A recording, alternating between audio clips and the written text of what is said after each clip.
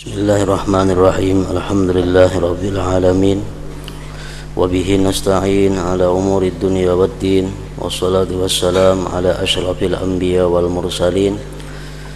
Sayyidina Maulana Muhammadin wa ala alihi wa ashabihi ajma'in. Qala al-musannif al-imam hujjatul Islam Abu Hamid Muhammad bin Muhammad al-Ghazali rahimahullah wa nafa'ana bi ulumih. Ats-tsani ay yaqsidal qiyama fi sana'atihi aw tijaratihi bi fardin min furudil kifayah. Fa inna as-sina'ati wat tijarati law turikat batalatil ma'ayishu wa halaka aktsarul khalqi. Pantizamu amril kulli bi ta'awunil kull wa takaffuli kulli fariqin bi amal. Walau aqbala kulluhum ala sana'atin wahidah lata'attalatil bawaqi wa halaku. Wa ala hadha hamala ba'dun nas qawlahu sallallahu alaihi wasallam ikhtilafu ummati rahmah ay ikhtilafu himamihim bis sina'at wal hirab. Wa minas sina'ati ma hiya muhimmatun wa minha ma yustaghna anha fi ruju'iha ila talabit tana'um wa tazayyuni fid dunya.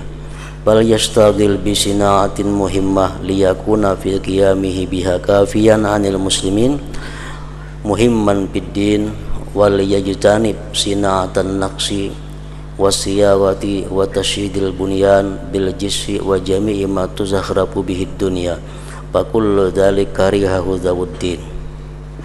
Fa amma amalul malahi wal alat allati yahrumu isti'maluha fajtinabu dzalik min kabili tarkiz zulmi ila akhir.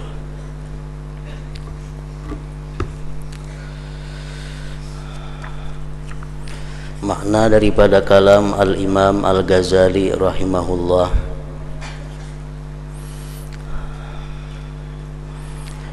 Yang kedua, ia bermaksud melaksanakan salah satu fardu kifayah di dalam pekerjaan dan perdagangannya.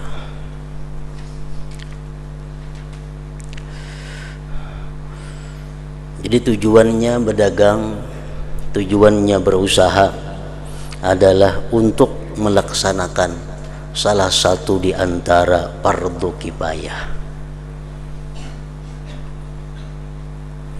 Karena seandainya pekerjaan-pekerjaan dan perdagangan itu ditinggalkan, niscaya batallah penghidupan-penghidupan dan binasalah sebagian besar makhluk. Karena andai kata semuaan manusia kadang hakunnya berdagang, semuaan manusia kadang hakunnya berusaha, maka hancurlah dunia ini. Semuaan orang hendak beribadat saja, kadang hakunnya berdagang, kadang hakunnya bertani, kadang hakunnya berkebun, niscaya matian manusia.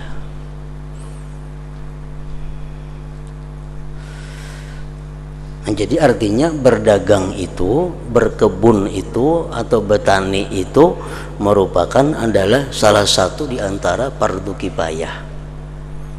Nah, ini berusaha itu tujuannya adalah untuk melaksanakan fardu kifayah tadi. Teraturnya urusan seluruh manusia adalah dengan tolong menolong, dengan tolong menolongnya seluruh manusia. Di setiap kelompok itu menanggung pekerjaan. Teraturnya manusia hidup di dalam dunia ini adalah dengan tolong menolong. Ada nang bertani, ada nang menukaryakan pertaniannya, ada nang itunya, ada ininya, ada nang menjuali, ada nang menukari. Tolong betolong, teraturlah kehidupan manusia. Seandainya seluruh manusia menghadapi pada satu pekerjaan, umpamanya seluruh manusia kadang hakunnya bertani, hendak berdagang semuaan, perumahan kadang menggawinya, kadang hakunnya hendak bertuku semuaan, niscaya kosonglah setinggalnya dan mereka binasa juga akhirnya. Atas dasar ini sebagian manusia menanggungkan sabda Nabi sallallahu alaihi wasallam, ikhtilafu ummati rahmah, artinya perbedaan umatku itu rahmat, yakni perbedaan cita-cita mereka dalam perusahaan dan pekerjaan. Ada yang ketujuh hendak jadi doktor, ada yang hendak jadi petani, ada yang hendak jadi pedagang, ada yang hakun berusaha buruh, ada yang hakun berusaha. Nah, berselisih-selisihnya itu adalah rahmat. Rahmat, ikhtilafu ummati rahmatun.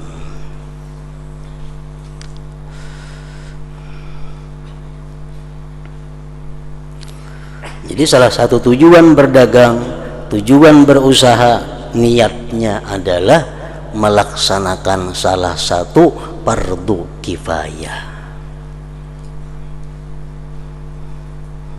Pekerjaan apa, perdagangan apa yang termasuk dalam kategori fardu kifayah? Perdagangan nang andai kata orang kadada bedagangnya binasa. Pekerjaan andai kata orang kadada mau bekerja itu binasa manusia. Nah, itu pekerjaan perdagangan yang masuk dalam kategori fardu kifayah ngarannya. Ini ada juga perdagangan andai kata inya orang seluruh manusia kada nang hakunnya berdagangan itu orang kada apa-apa ya, kada bakal matian, ada juga.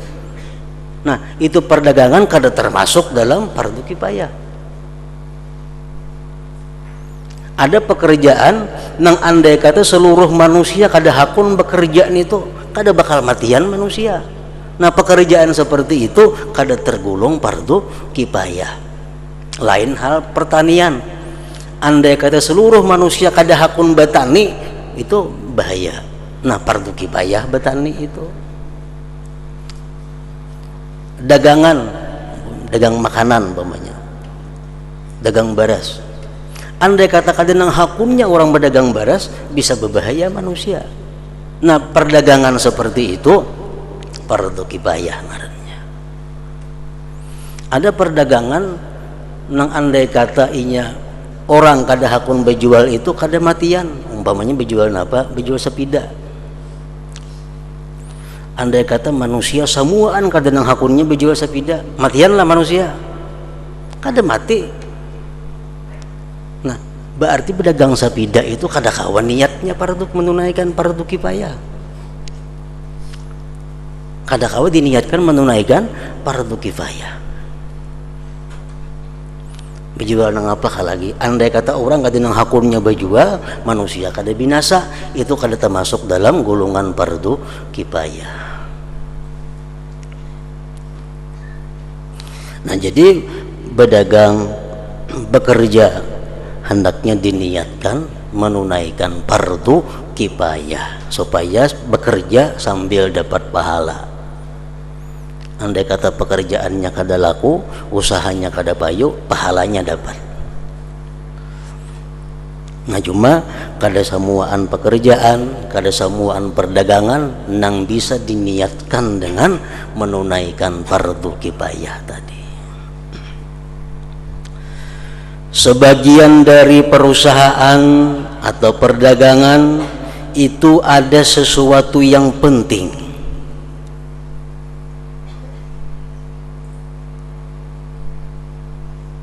Ada perdagangan yang penting, ada pekerjaan yang penting,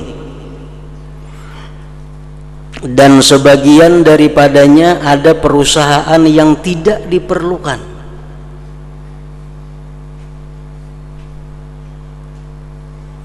Karena perusahaan itu kembalinya kepada kenikmatan-kenikmatan dan berhias dalam dunia. Orang berjual hambal umpamanya, ini orang berjual tikar, itu kadang-kadang diniatkan untuk melaksanakan fardu kifayah. Karena andai kata orang kada bertikar seduniaan kada bakal mati, kada bakal binasa. Nah jadi berjual tikar kadakawa diandak dalam hati berniat sahajaku menunaikan fardu kifayah itu kadakawa. Lain hal orang berjual kain. Nah berjual kain itu kawa diniatkan fardu kifayah. Karena andai kata samuan orang kadahakum berjual kain, betilan janganlah samuan manusia. Nah jadi binasa jadinya. Nah, jadi orang yang berjual kain itu bisa diniatkannya untuk menunaikan fardu kifayah.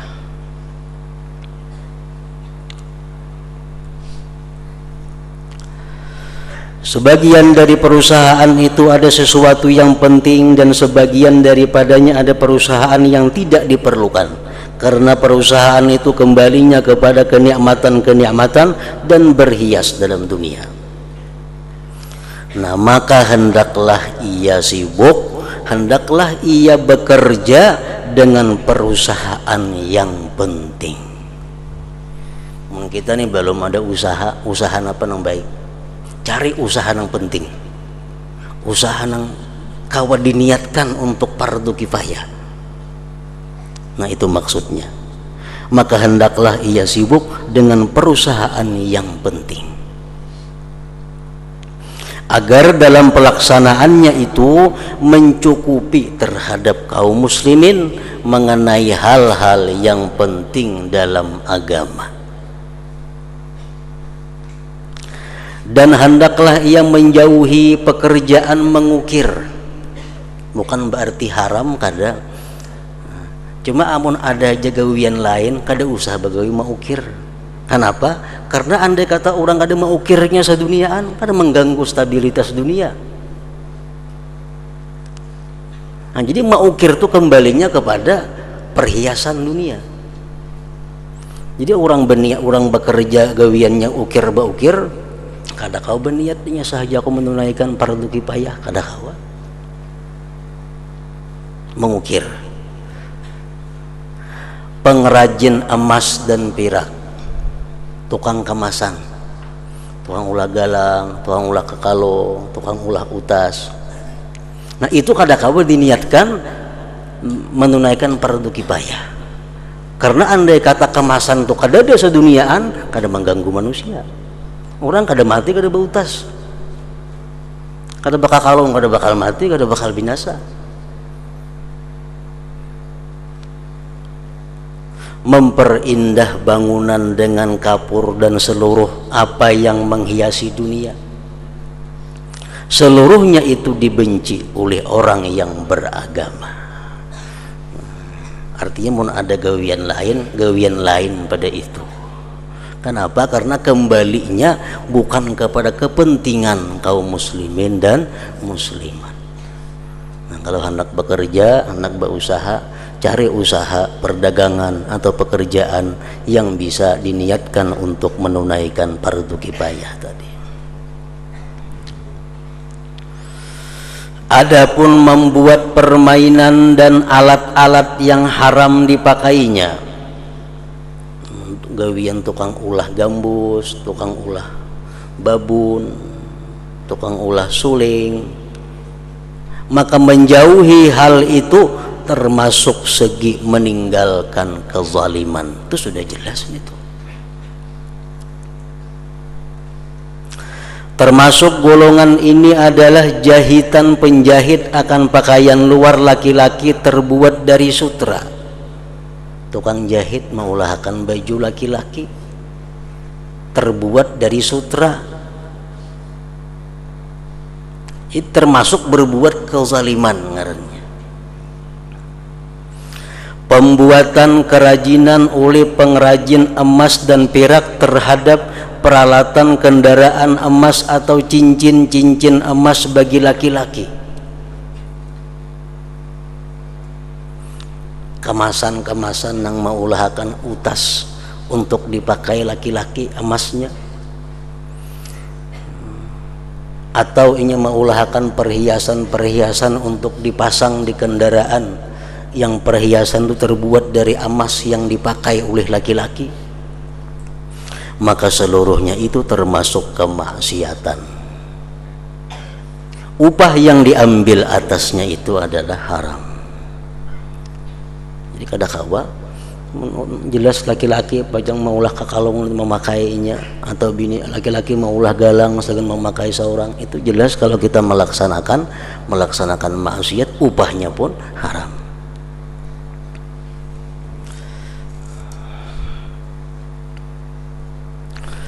Oleh karena itu kami wajibkan zakat padanya. Andai kata laki-laki itu bakal kalung emas 100 gram, zakat wajib. Laki-laki bagalang emas 100 gram umpamanya, zakat. Meskipun kami tidak mewajibkan zakat pada perhiasan, padahal perhiasan itu kada wajib zakat. Karena apabila benda-benda itu ditujukan untuk laki-laki maka diharamkan, sedangkan keadaannya disediakan untuk perempuan. Emas, sutra tidak dikaitkan dengan perhiasan yang diperbolehkan selama ia tidak dikehendaki kepada hal itu dengannya, maka hukumnya diperoleh dari tujuannya. Jakanya bebinian nang baulah galang 100 gram itu kada apa-apa dan kada bayar zakat, karena itu perhiasan memang dibolehkan untuk kaum perempuan. Nah, kalau laki-laki nang baulah dan untuk dipakainya seorang, nah itu jelas haram dan wajib dikenakan zakat.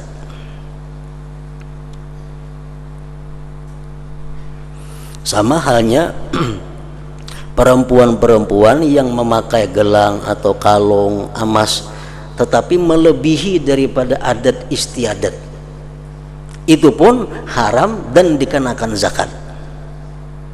Misalnya orang di sini paling banyak memakai itu kalung 100 gram, itu paling banyak di kampungnya 100 gram rata-rata sudah orang. Ada yang kurang pada itu, ingin sekali beulah 200 gram kalung. Nah itu haram, memakainya haram dan wajib dizakati. Wajib dizakati. Nang kada dizakati itu perhiasan nang dibolehkan. Dan perempuan kada sebebas-bebasnya dibolehkan memakai emas. Ada batasan-batasan tertentu.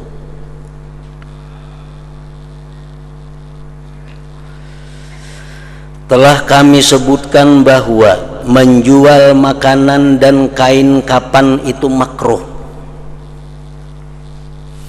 karena jualan itu mewajibkan untuk menunggu kematian manusia dan kebutuhan mereka dengan harga yang tinggi.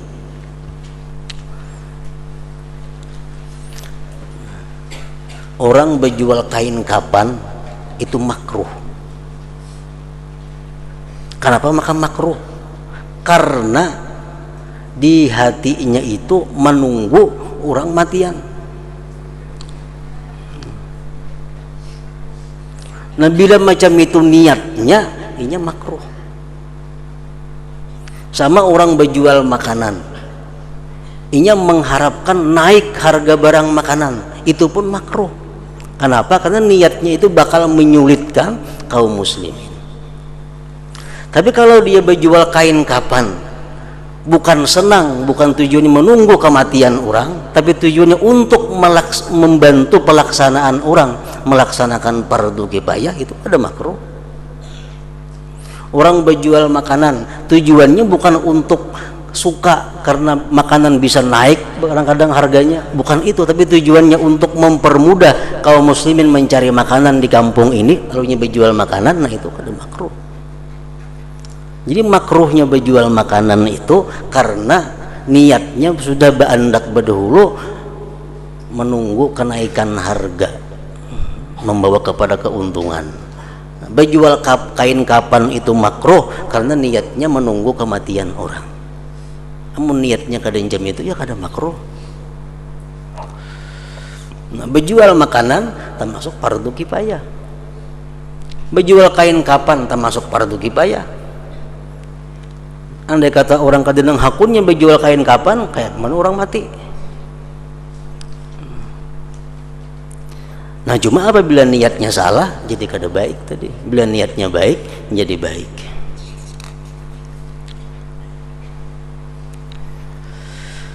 Dan makruh ia menjadi tukang sembelih. Jangan hendak berprofesi sebagai tukang sembelih, baik tukang sembelih itik, ayam, sapi atau binatang lainnya. Amun sekali-kali waktu menyembelih itu kada jadi masalah. Misalnya nukar ayam sembelih seorang, nukar kambing sembelih seorang, itu bukan penyembelih ngarannya. Ini nanggawian itu penyembelih. Ada orang nukar nyari orang menyembelih, nah jadi penyembelihan. Kalaunya bisa itu jangan. Yang lain-lain aja menyembelih itu kada usah seorang. Karena di dalamnya terdapat kerasnya hati. Maksudnya orang nang kebiasaan suka atau pekerjaannya itu menyembelih, itu mengakibatkan dampaknya kepada hatinya keras hati. Hilang rasa maras kasihan kepada makhluk Allah. Kan hari-hari nak menggental sapi 5-6 sehari. Nanti dikhawatirkan itu. Dan makruh juga menjadi tukang bakam, tukang sungu, atau tukang sapu, tukang sampah, karena padanya bergelimang dengan najis. Demikian juga penyamakan, tukang samak kulit, dan sesuatu yang semaknanya. Ibnu Sirin memakruhkan maklar.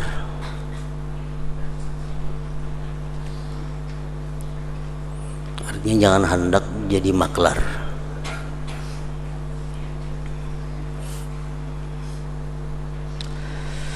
Dan Qatadah, salah seorang ulama besar juga, memakruhkan upah maklar. Jadi maklar itu pekerjaan nang makruh, upahnya pun hasilnya makruh.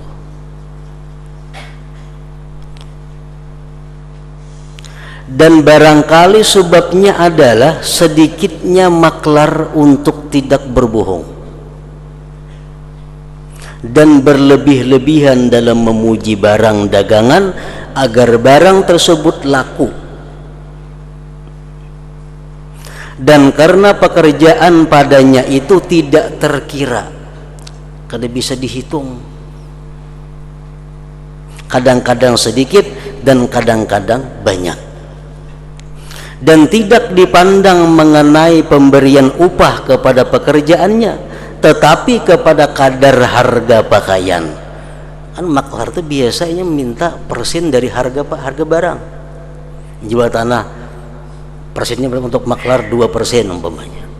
Menjual sepeda motor, berapa maklar persennya? Sekian persen. Padahal kada boleh memersen lewat barang itu. Mestinya nang dinilai gawian lapahnya itu. Nah, misalnya nang kita di Barabai, sedangkan nang hendak menukar barangnya orangnya di Tanjung. Lalu maklar bulang bulik Tanjung berapa? Lapahnya tuh. Nah, itu telarang upahnya. Daripada maklar nang di Barabai ini juga putar. Nah, sedangkan biasanya maklar ini kadang memandang pekerjaan, memandang nilai barang.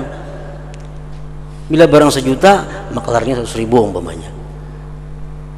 Mesti berpandir kan dua patah kata, ada jadi masalah. Mesti 2-3 langkah berjalan sampai memandang barang harganya. Nah, mestinya dipandang itu lapah kadanya pekerjaannya. Dan tidak dipandang mengenai pemberian upah kepada pekerjaannya, tetapi kepada kadar harga pakaian umpamanya. Ini adalah adat dan itu adalah kezaliman. Namun semestinya dipandang kadar kepayahannya, kesusahannya.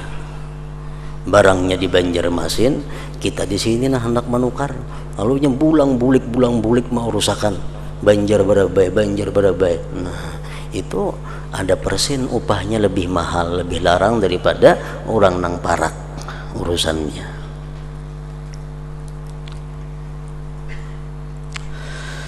Dan para ulama, ujar Imam Ghazali, memakruhkan membeli binatang untuk perdagangan.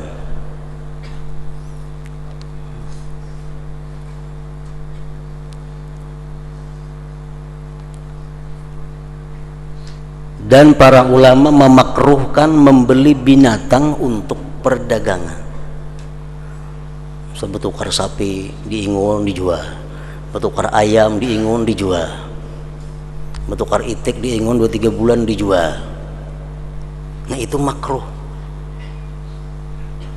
Makruhnya kenapa? Karena orang yang membeli itu tidak senang terhadap ketentuan Allah padanya, yaitu mati yang pasti menghampiri dan menempati. Kadang-kadang orang yang berjual binatang ternak ini begitu matian stres. Berapa rugi, berapa ribu ayam mati, berapa ribu itik mati, kada sempat menjual. Nah, lalu ada guncangan kejiwaannya sehingga bisa membuat inya tidak ridha dengan ketentuan Allah. Ini bahayanya. Kalau inya pedagang binatang ternak, untung tatawa, matian tatawa, kada makruh insyaallah itu. Matian ayam semuaan, tawa aja ya, innalillahi wa inna ilaihi raji'un, habis semuaan. Kada taungut, kada meniwas, kada apa. Nah, nang dikhawatirkan tuh itu. Ada yang mengatakan juallah binatang dan belilah selain binatang.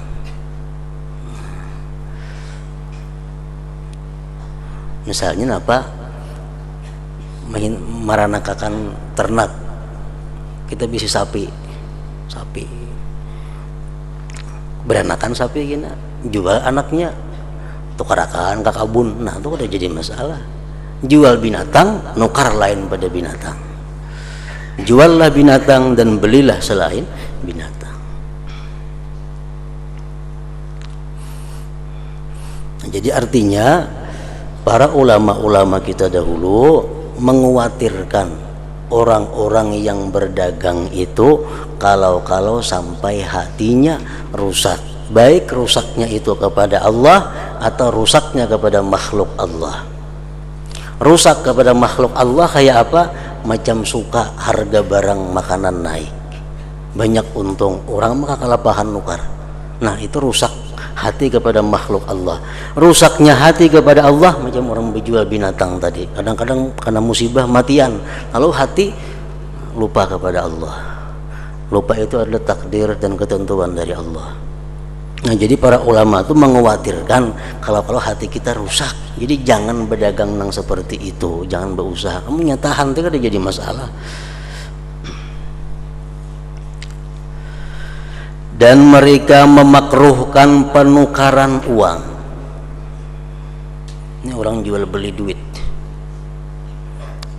dolar lawan rupiah, rupiah lawan dolar, gawian dijual tukar duit. Karena menjaga padanya daripada riba yang halus itu sulit. Dan karena itu menuntut sifat-sifat yang terperinci mengenai sesuatu yang benda-bendanya itu tidak dituju, namun yang dituju adalah lakunya.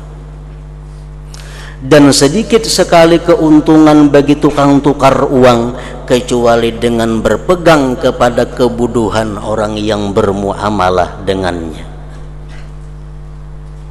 Orang nang kada tapi tahu dia harga makin kau melarangi. Orang nang kada mengikuti harga pasar dunia makin kau dibunguli. Dan dengan berpegang kepada kebodohan orang yang bermuamalah dengannya dengan hal-hal yang rinci dari uang itu, maka sedikit sekali tukang tukar uang itu selamat meskipun ia berhati-hati. Dan makruh bagi tukang tukar uang dan lainnya untuk melebur uang dan dinar yang sahih, kecuali ketika ragu mengenai kebaikannya atau karena darurat. Jadi kita kada berlaku, duit kita kada memakai duit emas pirak kada. Ahmad bin Hanbal rahimahullah berkata, datang larangan dari Rasulullah sallallahu alaihi wasallam dan dari sahabatnya pada merubah bentuk dari uang yang sah. Kan dinar tuh duit terbuat dari emas, dirham duit terbuat dari pirak, dirubah bentuknya, nah, dilarang. Dan saya, ujar Ahmad bin Hanbal, memakruhkan peleburan uang itu. Dan ia Ahmad bin Hambal berkata, ia tukang tukar uang, membeli dirham-dirham dengan dinar, kemudian ia membeli emas dengan dirham-dirham dan ia membentuknya. Dan para ulama mensunatkan menjual pakaian. Pakaian yang sunat dijual ini tentu pakaian-pakaian yang membawa keselamatan kepada yang memakainya. Kalau pakaian yang dijual itu membawa kepada kemaksiatan bagi pemakainya, itu diharamkan. Macam tadi kita berjual kain sutra, pakaian sutra ditukar oleh laki-laki hendak dipakai, itu bukan sunat, haram. Kita menjual pakaian-pakaian yang membuka aurat dijual, dipakainya haram. Nah, ini pakaian yang disunatkan berjual ini adalah pakaian yang menyelamatkan orang. Sa'id ibnul Musayyab berkata, tidak ada dagangan yang lebih saya senangi daripada pakaian. Jual tapi umpamanya, selama padanya tidak ada sumpah-sumpah. Dan diriwayatkan, khairu tijaratikum albaz wa khairu sina'atikumul kharzu. Artinya sebaik-baik daganganmu adalah pakaian dan sebaik-baik pekerjaanmu adalah menjahit.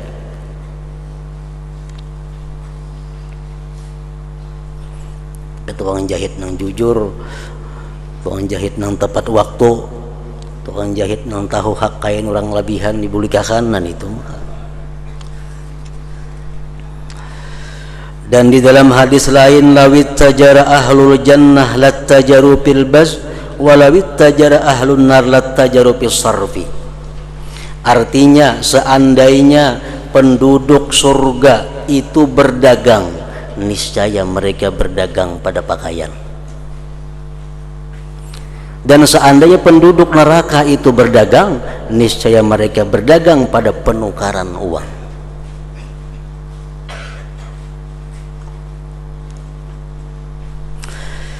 Kebanyakan pekerjaan-pekerjaan ulama salaf ada 10, yaitu menjahit kulit untuk diulah wadah banyu, untuk diulah sandal, untuk diulah keperluan-keperluan lain, berdagang, kerajinan dari bulu burung unta, menjahit, tukang sandal, tukang pangkas rambut, tukang gunting, pekerjaan khub, membaiki sepatu orang, perbesian, pandai, pertenunan, perburuan binatang darat dan laut, tukang tulis. Nah, itu kebanyakan pekerjaan orang-orang ulama-ulama terdahulu. Abdul Wahab Al-Warraq berkata, Ahmad bin Hambal berkata kepadaku, apakah pekerjaanmu? Saya menjawab, tukang tulis. Ia berkata, usaha yang baik. Percitakan artinya. Tapi tentu nang dicitak nang baik-baik juga.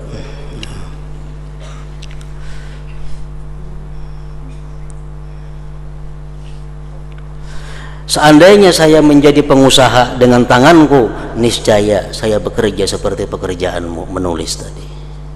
Kemudian ia berkata kepadaku, janganlah kamu menulis kecuali sedang. Jangan terlalu halus menulis, jangan. Karena menyasal muntuha. Kehalusan menulis lagi dahulu, mata kaur sudah tuha. Nah, jadi kamu menulis kecuali sedang. Dan tinggalkan pinggir-pinggir. Di pinggir itu ada beri ruangan nang kosong artinya, dan bagian luar dari bagian-bagian itu. 4 macam pekerjaan yang ditandai dengan lemahnya pikiran di sisi manusia. Artinya 4 pekerjaan ini mengakibatkan pikiran kita jadi lemah, pikiran kita jadi tumpul, yaitu tukang-tukang tenun,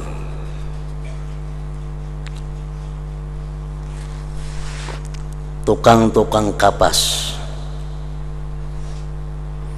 tukang-tukang pintal benang, dan guru-guru anak-anak, artinya guru-guru tika.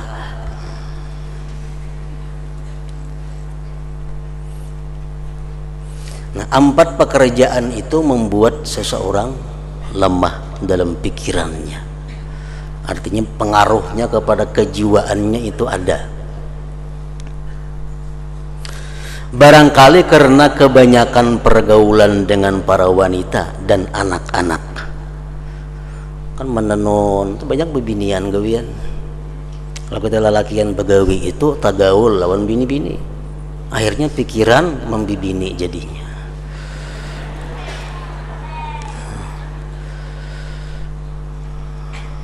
Sama orang guru-guru nang kakanakan yang halus dihadapi, belucu-lucu gawiannya, bergaya-gaya, itu melemahkan kepada pikirannya. Karena bergaul dengan orang yang lemah akal, bergaul dengan orang yang lemah akal itu melemahkan akal kita. Kita bakawan nang orang bubungulan umpat jadi bubungulan juga. Sebagaimana bergaul dengan orang-orang yang berakal itu menambah akal. Seperti perkataan Al-Faqih Abdul Laith Samarkandi, ujar Sidin, siapa-siapa yang bergaul dengan orang-orang kaya, ini kawannya orang sugih aja, nah, itu akan memberikan dampak kepada dirinya, pengaruh kepada dirinya, hubbud dunia, mencintai dunia. Kawannya selalu orang-orang kaya, akhirnya terpengaruh dalam hatinya kecintaan kepada dunia. Orang-orang yang berteman dengan orang-orang fakir, wa man jalasa ma'al fuqara, barang siapa yang duduk-duduk orang fakir saja kawannya, orang yang di bawah ingat harus kawannya ini, itu menumbuhkan dalam jiwanya adalah syukur dan ridha atas apa yang diberi Allah. Karena kawan dilihat kiri kanan yang di bawah terus. Wa man jalasa ma'as sultan zadahullahu kibra wa qasawatal qalbi, orang yang selalu bergaul dengan para pejabat, bergaul dengan para pejabat ini akan menumbuhkan dalam hatinya itu kesombongan dan keras hati, pengaruhnya. Wa man jalasa ma'an nisa, siapa yang suka duduk dengan perempuan, nah gawian, terkumpul bini-bini, pekerjaan, berkumpul bini-bini, zadahullahu al-jahla wasyahwah wal maila ila uqulihinna, Allah tambah dia itu kebodohan, syahwat, dan cenderung kepada akal-akal perempuan. Nah, ya tadi. Wa man jalasa ma'as sibyan, siapa duduk katuju bakawan kakanakan, kakanakan yang jadi hadapi, zadahullahu lahwa wal mizah, orang ini akan pasti suka bergaya dan bersenda gurau, bermain-main, nah bebubukahan, bahasinan, mengawani kakanakan. Nah, jadi pekerjaan-pekerjaan seperti itu yang menumbuhkan kelemahan akal itu pun hendaknya dihindari. Dari Mujahid bahwa Maryam alaihissalam dalam mencari Isa alaihissalam melewati tukang tenun, lalu ia Maryam menanyakan tentang jalan, maka mereka itu menunjukkan selain jalannya. Siti Maryam ini mencari Nabi Isa di tempat lain, sehingga kada tahu jalannya. Kebetulan bertamu lawan tukang tenun, orang lagi menenun kain. Betakun jalan, iya kasih jalan ke anu, iya aja gitu. Padahal jauh berapa lagi tukang tenun ini juga asik menenun. Nah, ada orang betakun padahakan iya, sekalinya luput jalannya, luput yang dipadahakan ini. Maka ia Maryam berdoa, ujar Maryam, ya Allah, cabutlah berkah dari usaha mereka, matikan mereka dalam keadaan fakir, dan hinakan mereka di mata manusia. Maka doanya Maryam diperkenankan oleh Allah Subhanahu wa taala. Nah, jadi sangat kada baik tukang tenun itu, gara-gara nang bahari itu sampai hari kiamat karena doa Siti Maryam.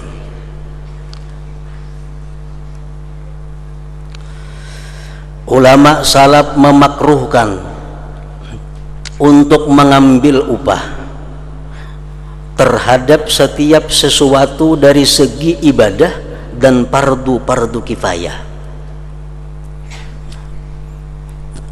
Ulama salaf memakruhkan untuk mengambil upah terhadap setiap sesuatu dari segi ibadah dan fardu kifayah, walaupun itu sah menurut hukum fikih,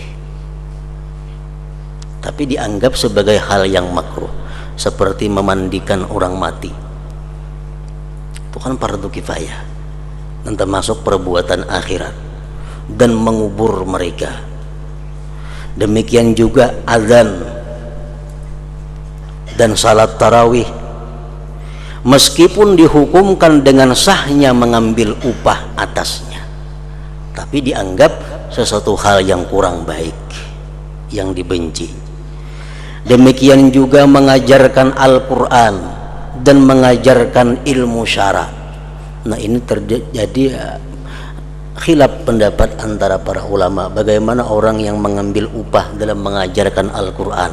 Ada mengatakan itu baik dan sebaik-baik upah, ada yang mengatakan itu adalah makruh. Karena sesungguhnya amal-amal ini adalah amal-amal yang haknya, yang mestinya diperdagangkan untuk akhirat. Mengambil upah atasnya adalah menggantikan dengan dunia dari akhirat, dan hal itu tidak disunnatkan. Yang ketiga, tugas orang-orang yang berusaha dan berdagang adalah pasar dunia tidak menghalanginya dari pasar akhirat.